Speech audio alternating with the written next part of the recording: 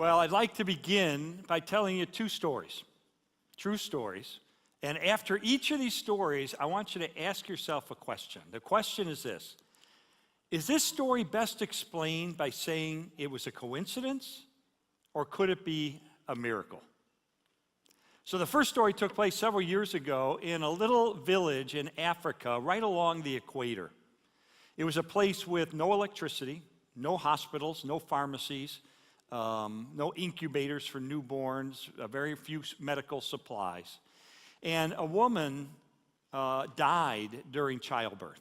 And she left behind a little 2-year-old girl and this newborn, prematurely born little boy.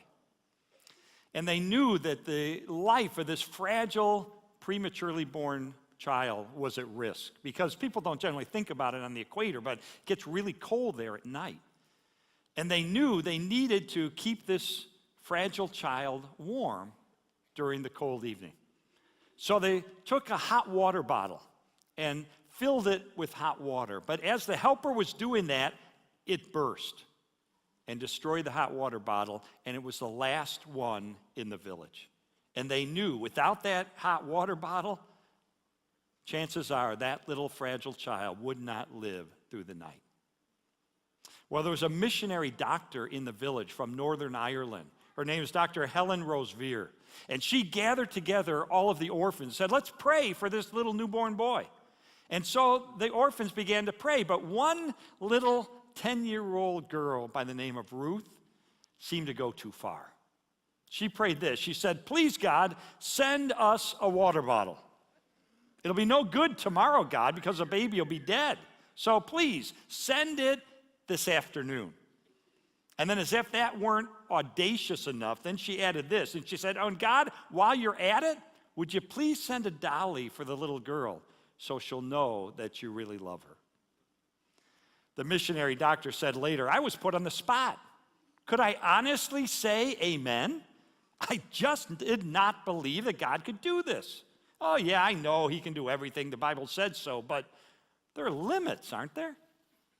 I mean, the only hope of them getting this hot water bottle that this child needed to survive would be as if it were to arrive in a package sent from home. And in the 4 years that doctor worked in that village, not one package had ever arrived from home, not one. Besides, if someone's packing a package, a care package for people on the equator, the last thing you think you're going to include would be a hot water bottle, right? Well, a couple of hours later, a Jeep pulled up and dropped off a 22-pound package. And the orphans pounced on it, and they're sorting through the content. There was some clothes for them. There was some bandages for the leprosy patients. There was some food and so. And the missionary said this, as I put my hand in again, I felt could it really be? I grasped it and pulled it out. Yes, a brand new rubber hot water bottle. And she burst into tears. She said later, I had not asked God to send it. I had not truly believed that he could.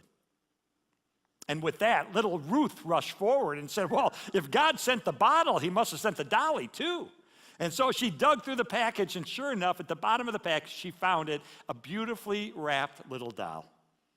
And Ruth said, can I go over with you, Mommy, and give this dolly to that little girl so that she'll know that Jesus really loves her? Well, friends, that parcel was packed by the missionary's former Sunday school class in Northern Ireland 5 months earlier. The leader felt led by God to include a hot water bottle, and a little girl contributed the doll. And this package, again, the only one ever to arrive, happened to be delivered the very same day that little Ruth prayed for it with the faith of a child. So here's the question. Was that just a curious coincidence, or is it a miraculous answer to a little girl's prayers? Second story involves a brilliant young African-American student from the inner city of Detroit, Michigan, who earned a full scholarship to study medicine at Yale University. But he was having trouble. It was the end of his first semester, and he was failing his chemistry class. And chemistry class was a prerequisite if you wanted to be a doctor. You had to pass chemistry. And he was not doing well in this class. Everything depended on the final exam. That would determine if he passed the class or failed. And he wasn't prepared. And so he prayed, and he said, God, medicine is the only thing I ever wanted to do. Would you please tell me what it is that you really want me to do? So he was planning just to study all night, to cram for this exam so he would pass it. But he fell asleep, and it all seemed lost. Until he had a dream. And in that dream, he was alone in the auditorium when a nebulous figure began to write chemistry problems and answers on the blackboard in chalk. And so the next day, when the student went to take his exam, he was stunned because the first problem on the exam was the exact problem from his dream. And the next one, and the next one, and the next one, and the next one. And he ended up acing the exam, and he got a good grade in chemistry, and he promised God, you will never have to do that for me again. Well, he became an extraordinary physician. By age 33, he became the youngest director of pediatric neurosurgery in the country, doing pioneering brain surgery on little children. He served at Johns Hopkins Hospital, and maybe you've heard his name. It's Ben Carson. Later became one of the 10 most admired people in the United States, ran for president, now he's a member of the president's cabinet. So what do you think? Was that a coincidence, or was it a miracle? Well, as you may know, I was an atheist for much of my life, but ultimately it was the historical evidence for the miracle of the resurrection of Jesus, what we're going to observe this Easter next week. It was the historical data about the resurrection of Jesus that convinced me that Jesus not only claimed to be the Son of God, he backed up that claim by returning from the dead. And so I came to faith in Christ because of the strength of the evidence. But you know what? My skeptical nature did not disappear at my conversion. I mean, yeah, I believe God had done miracles in the past. I believe that. The Gospels report these miracles of Jesus in a very sober way. They're not once upon a time. They're in a historical context. And even his opponents didn't dispute the fact that Jesus did miracles. They merely criticized him because he would do them sometimes on the Sabbath. But I wondered, is God still in the miracle business today? I mean, is God still divinely intervening in lives in the 21st century? I didn't really know. I wasn't sure. And so I decided to use my journalism training and my legal training to systematically investigate the realm of the supernatural. And I ended up spending 2 years on this project, and the result is my new book, which is called The Case for Miracles. I travel the country to interview scholars, to do research, and I interview people on all sides of this issue. In fact, the first 3 chapters of my book is an interview with the most famous skeptic in America, Dr. Michael Shermer, founder and editor of Skeptic magazine. So I have all sides in the book, but I'm telling you what, the results of my investigation absolutely blew me away. Here are my conclusions. Number 1, God is still in the miracle business. Number 2, miracles occur a lot more often than people think. And number 3, a lot of miracles are far better documented than skeptics suppose. In fact, you're going to hear in this message from a woman whose miracle is probably the most well-documented miracle I ever came across. I want to look at 4 big questions about miracles. The first one is this: how should we define a miracle? What is a miracle? You know, people throw around the word miracle very loosely these days. You know, you're in downtown Houston, traffic, it's rush hour, traffic's a mess, but oh, look, a parking space right where you needed to go to this one building. You say it's a miracle. And you know what, in Houston, it may be a miracle. You know? But But you know, we throw that word around, and often there is a natural explanation behind it. There are natural causes behind these coincidences that sometimes we'll just call a miracle. And after all, God set up the world. God set up these natural processes, and so you would expect that most of the time, God would work through the natural processes that he himself created. So what is a miracle then? Well, lots of philosophers have suggested definitions, but I think the best definition comes from the late philosophy professor Richard Pertil. He gave a 5-point definition, and it goes like this.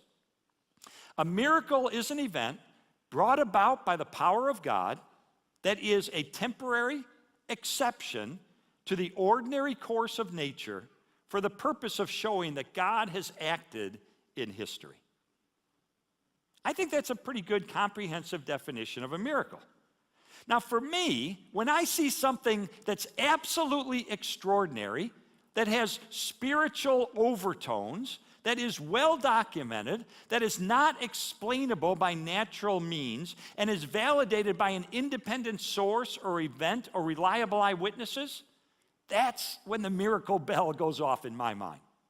In other words, a dream about a nebulous figure writing chemistry problems on a blackboard, in and of itself, that is not a miracle.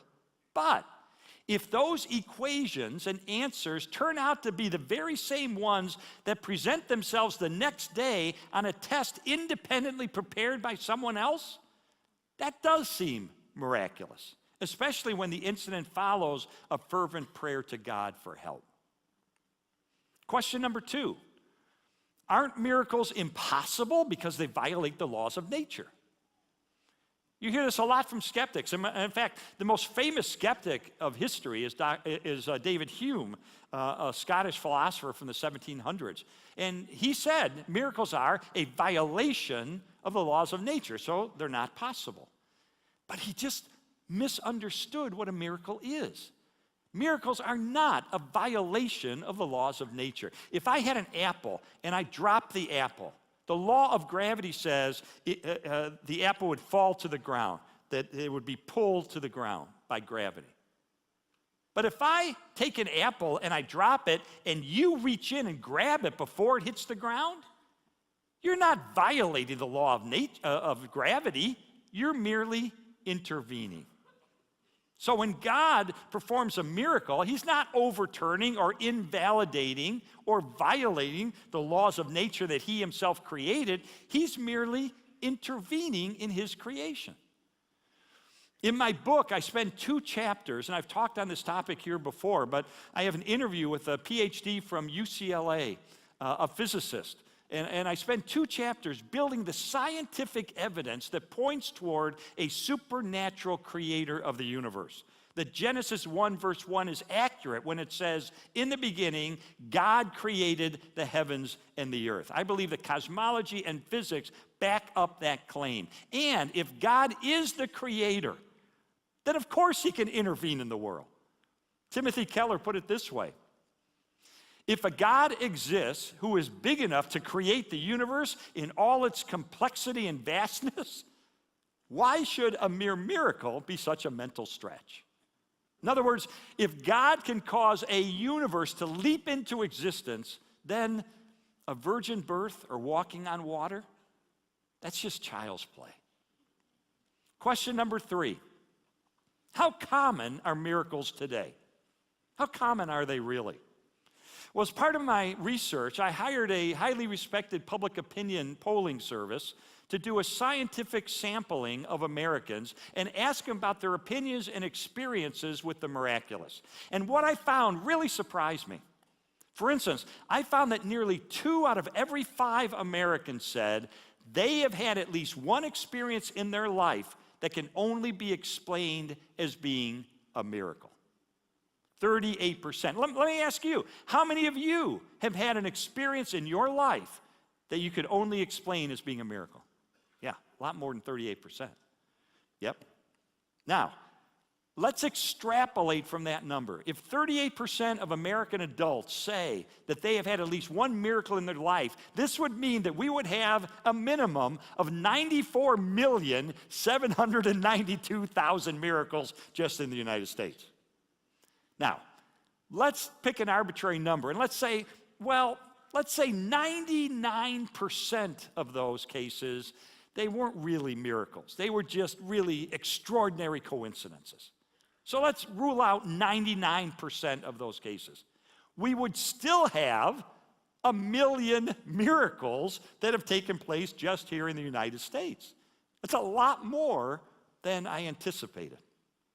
Now, I interviewed, as I said, Dr. Michael Shermer, editor of Skeptic Magazine, for my book, and Skeptic Magazine had an article that claimed that it's only the, in their words, uneducated and uncivilized who believe in miracles.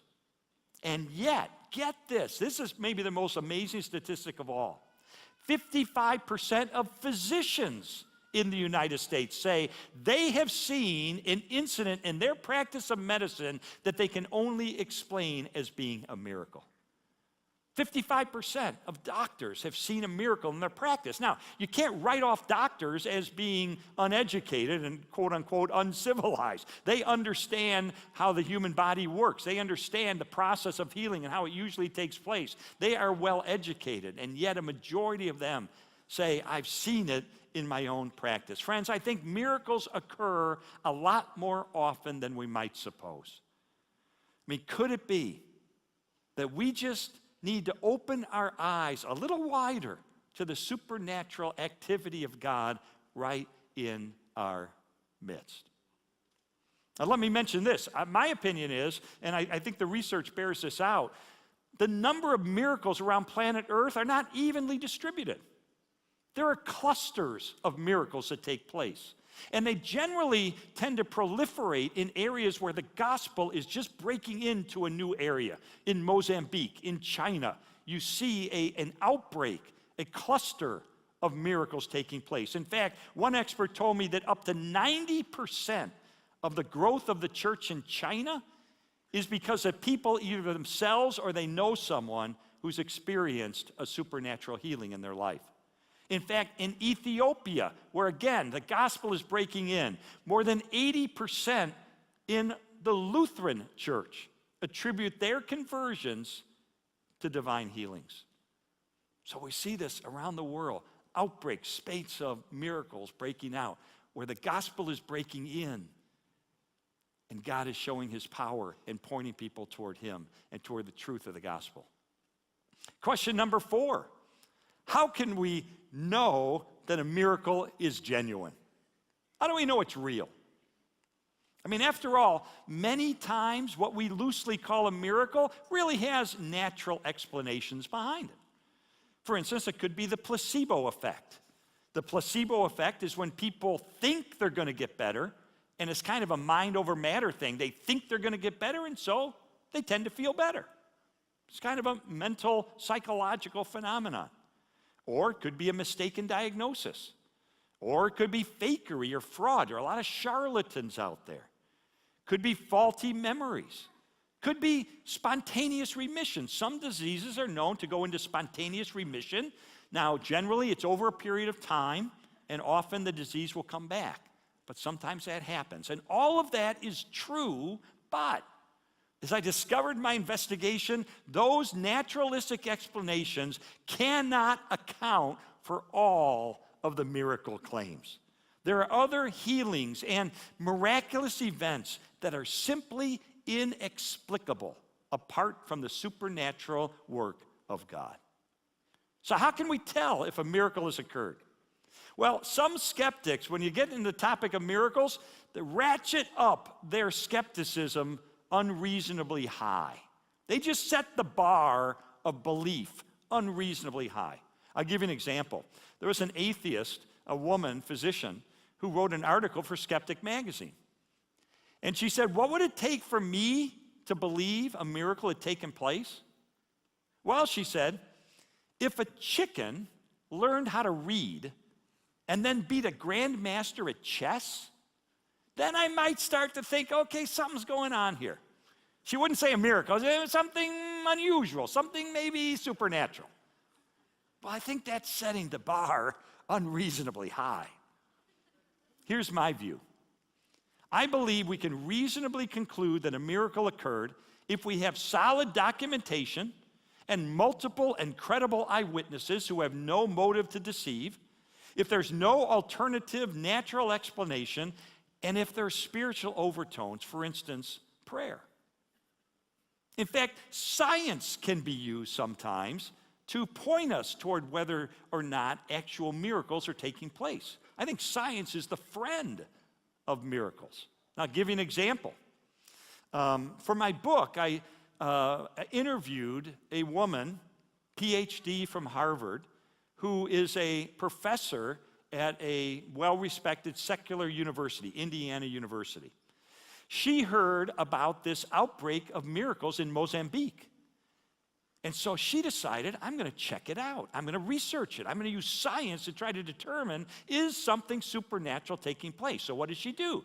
She took a team of researchers and scientists to Mozambique. And they would go into these remote villages, and they would ask anybody who is blind or deaf, bring them to us. Or anybody with severe vision or hearing problems, bring them to us. And they would test them scientifically. What is their level of hearing? What is their level of vision? Immediately thereafter, so they test them 1 minute, the next minute they're turned over to Christians who have a track record of God using them in miracles. Turned over to Christians to be prayed for. And these Christians would lay hands on them, and they would pray for them for 10 minutes up to an hour each. And then, immediately after that, they're scientifically tested again. What is their level of hearing now? What is their level of vision now? And guess what they discovered? Virtually every single one of them improved to one degree or another, often astoundingly so.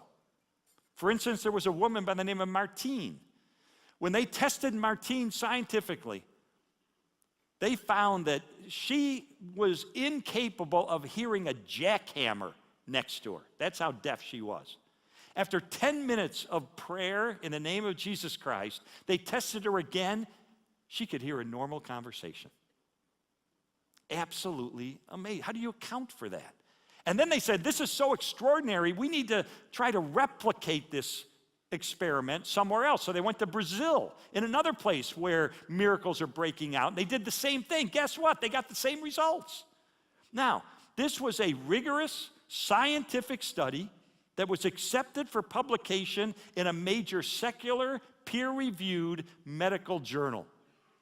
And I interviewed the woman in charge, PhD from Harvard, Dr. Candy Gunther Brown. Here's what she told me. She said, Lee, our study shows that something is going on. She said, this is more than just wishful thinking. It's not fakery. It's not fraud. It's not some televangelist trying to get widows to send in their money. It's not a highly charged atmosphere that plays on people's emotions. Something, she said, is going on. And she's right. I think it's something supernatural. Now, my book talks about lots of the documented miracles that have taken place, but the one that I investigated that absolutely blew me away the most was a woman by the name of Barbara Snyder. I interviewed Barbara at length. We have extensive medical records from her dating back many years from the Mayo Clinic and her other physicians. We have multiple credible eyewitnesses with no motive to deceive. We have two of her doctors who were so blown away by what happened to her, they wrote about it in books because they said, I got to write about this. This is unbelievable. So let me tell you what happened to Barbara. Barbara was diagnosed with multiple sclerosis at the Mayo Clinic. For the next several years, she just deteriorated, got worse and worse. She had repeated hospitalizations, repeated surgeries, until ultimately she was dying. And they put her in hospice at her home. So she's confined to bed at her home. One of her physicians, Dr. Harold P. Adolph, a board-certified surgeon who had performed 25,000 operations in his career, he called Barbara, quote, one of the most hopelessly ill patients I ever saw. Hopelessly ill. One of her lungs was non-functional. The other was just inflated at 50%. A tube was inserted into her neck, and oxygen was pumped from canisters in her garage so she could breathe. She'd lost control of her urination and her bowels. She was legally blind. All she could see were gray shadows. A feeding tube was inserted into her stomach. She hadn't walked in like 7 years, and so her legs had atrophied. Her muscles had shrunken, and her legs atrophied. And she was curled up like a pretzel in her bed from her illness. Her hands were flexed so that her fingers were touching her wrists, and her feet were permanently flexed and extended. Her parents met with doctors, and they agreed there's nothing more medically that could be done. And they said the next time she contracts pneumonia, which because of her lung situation, she would contract it on a regular basis, they would not try to revive her because it would just prolong her inevitable death. Well, then one day, a friend, called WMBI, which is the radio station in Chicago that's run by the Moody Bible Institute, a Christian radio station. And they said, would you announce and just ask people to pray for Barbara? Barbara's on her deathbed. She's really suffering. Would you please have people pray? And we know that a minimum of 450 Christians began to pray for Barbara. How do we know? Because they sent letters telling Barbara, we're praying for you. So what happened?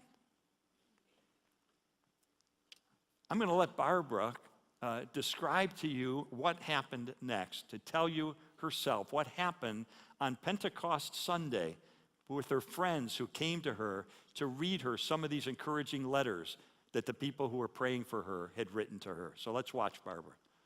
June 7th, 1981, I'll never forget it. It was a day like any other day for me. That was one spent confined to bed, unable to breathe on my own, hooked up to machines, a tracheostomy tube in my neck, my arms curled up, my legs curled up. I lay there trapped inside my own body is really how it felt. I had 2 friends over.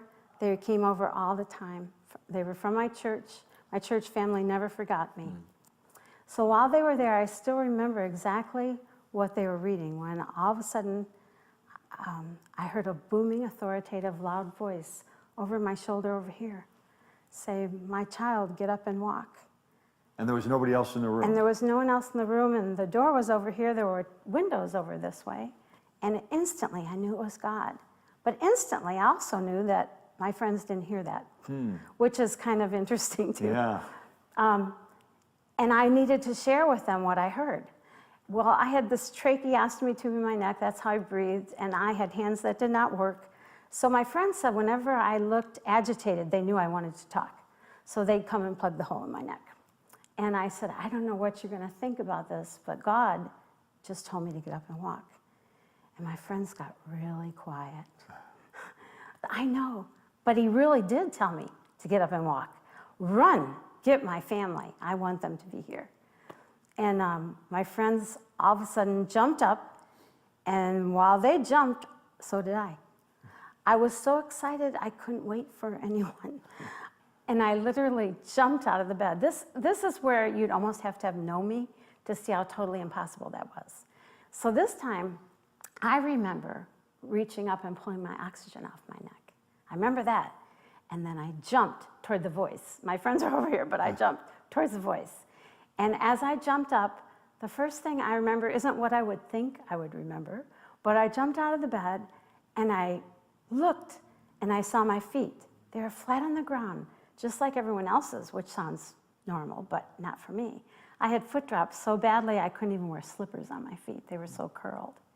So when I jumped up to have feet flat, I was amazed and stood staring at my feet. And when I did that, I jumped like this, and then I saw my hands.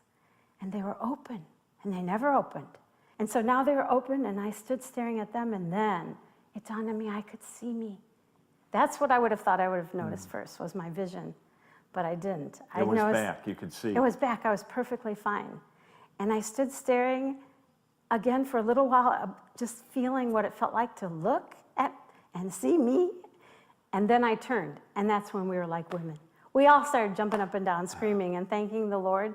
I remember I didn't understand anything, except where once I was real sick, I was well again. And it has to be God. That's all I knew.